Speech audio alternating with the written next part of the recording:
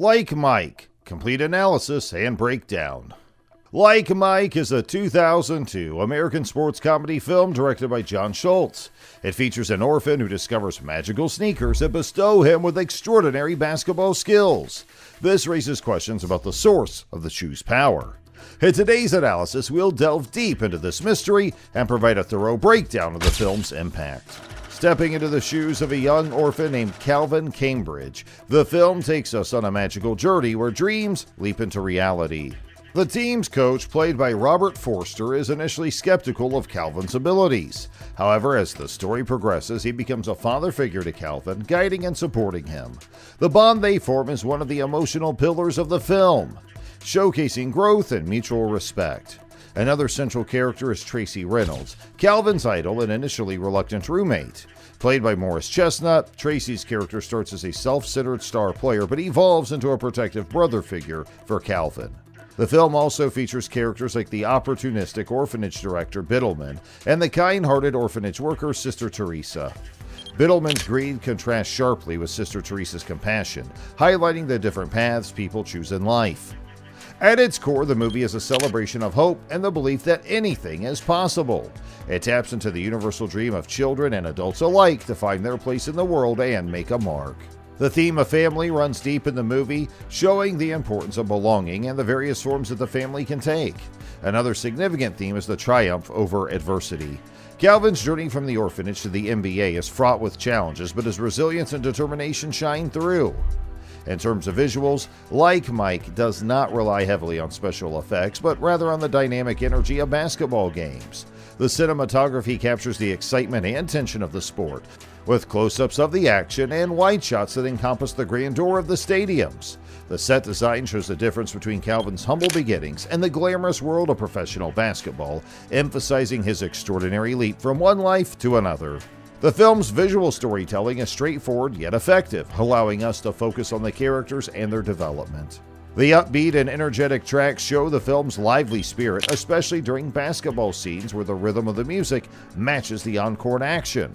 Sound effects are cleverly used to accentuate the magical sneakers' powers, giving them a life of their own. Dialogue delivery is crisp and clear, ensuring that each character's personality shines through, enhancing the connection with the audience. The editing style of this movie contributes significantly to its charm. Scenes transition smoothly, maintaining a brisk pace that keeps viewers engaged without feeling rushed. The basketball sequences are particularly well crafted, with slow motion shots that heighten the excitement of the game. The film's flow is consistent, with each scene serving a purpose and driving the story forward. This careful arrangement of scenes ensures the movie's energy remains high. First, we meet Calvin Cambridge, a teenager with dreams as high as the basketball hoop he shoots at every day. Alongside his best friends Murph and Reg, Calvin finds solace and joy in the game they all love. Their peaceful mornings are often disrupted by Ox, a bully who takes pleasure in asserting his dominance through challenges he knows he can win. One such morning, Ox sets his sights on Calvin's prized basketball jersey, leading to a match that would end in heartbreak for the young dreamer. Calvin's loss does little to dampen his spirit, as he and his friends are soon whisked away to the bright lights of an NBA game, thanks to the Los Angeles Knights coach Wagner. The coach's act of kindness, offering game tickets in exchange for honesty, ignites a spark of hope in Calvin. However, this hope is quickly overshadowed by the harsh reality of life at the orphanage, where the chance of adoption seems slim for the older children. In a twist of fate, Calvin stumbles upon a pair of shoes with a mysterious connection to basketball legend Michael Jordan.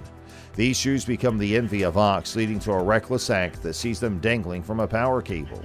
A daring nighttime rescue amidst a thunderstorm leaves Calvin with the shoes and a newfound energy coursing through them. The magic of the shoes is put to the test at the next night's game, where Calvin's luck continues to soar. His ticket is drawn for a halftime contest against the team star player Tracy Reynolds. The stadium watches in disbelief as the underdog outmaneuvers the professional, scoring a slam dunk that sends shockwaves through the crowd and leaves Tracy humbled. Calvin's victory catches the attention of the Knights coaches, who see potential in the boy with the electrifying shoes. Despite initial hesitation, the orphanage director agrees to let Calvin join the team for a day, swayed by the promise of financial gain. The news fills Calvin's friends with joy, but also stokes the flames of Ox's jealousy. The secret of the magical shoes hangs in the balance as Ox overhears the truth. Meanwhile, Calvin steps into the Knights' locker room, facing the skepticism of Tracy and the team.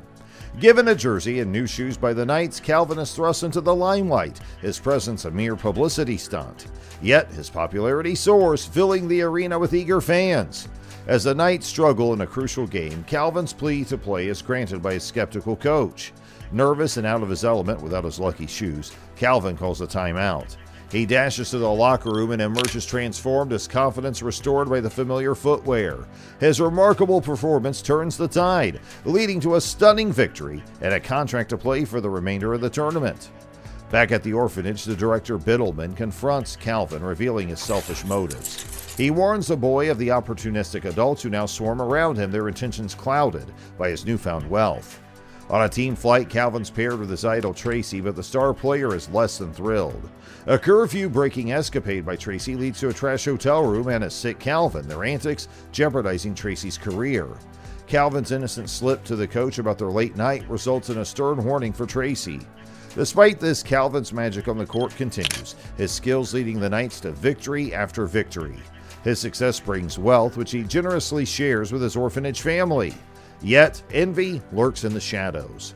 Ox, driven by jealousy, confronts Calvin, attempting to steal the shoes that symbolize his success. The altercation is halted by Biddleman, whose greed has tainted his concern for Calvin's well-being. A mix-up with medication leads to another misadventure, with Calvin taking the wheel to save Tracy from suspension. The ordeal strengthens their bond, and Tracy begins to see Calvin not just as a nuisance, but as a friend. Upon returning to the orphanage, Calvin faces the prospect of adoption, but the director's manipulations leave him disillusioned, choosing the familiarity of the orphanage over uncertain new guardians. In a heartfelt gesture, Tracy opens his home to Calvin and Murph, turning a lesson into a moment of bonding and healing. Calvin and his friends were having a blast, throwing pain at each other when Murph joined in. The fun made them forget their earlier argument. The next day, they talked about the challenge of finding loving parents. Calvin shared Tracy's strained relationship with his dad, and his friend suggested he help them make peace. So Calvin met Tracy's dad and convinced him to visit Tracy. But Tracy was upset about Calvin invading his privacy, leading to a heated argument. Meanwhile, the Knights face their rivals, the Toronto Raptors. With unresolved issues between Calvin and Tracy, the Knights lost. The coach was disappointed, blaming their personal issues for the loss. Now their playoff hopes hinged on one final game. At the orphanage, a couple wanted to adopt Calvin. Despite his doubts, the orphanage's manager Biddleman encouraged him to meet them. Before leaving, Calvin entrusted his lucky shoes to Murph. Murph tried them on, hoping to play like Calvin, but realized they weren't magical for him. Later, some bullies pressured Murph to reveal the shoes' location. When he refused, Biddleman burned Murph's only photo of his mom, forcing him to give up the shoes. Biddleman then bet against the Knights, confident without the shoes, Calvin would fail. Calvin felt out of place at the dinner with the potential adoptive parents. But at the same time, Tracy reconciled with his dad and considered adopting Calvin. Before their crucial game, Murph informed Calvin about the shoes. The kids managed to retrieve them from Biddleman, who tried to stop Calvin from reaching the game. Despite obstacles, Calvin made it and played brilliantly, even after his shoes were ruined. Realizing his talent didn't depend on the shoes, Calvin led the Knights to victory. He decided not to pursue professional basketball, preferring a normal childhood. Tracy offered to adopt him, and Calvin agreed, ensuring Murph was included. In the end, Calvin, Murph, and Tracy joyfully settled into their new life together. Hey, we're at the end, and if you liked today's video, don't forget to hit that like button and subscribe to the channel for more awesome content. Your support means a lot, and it helps us create more videos that you'll love. Until then, stay tuned.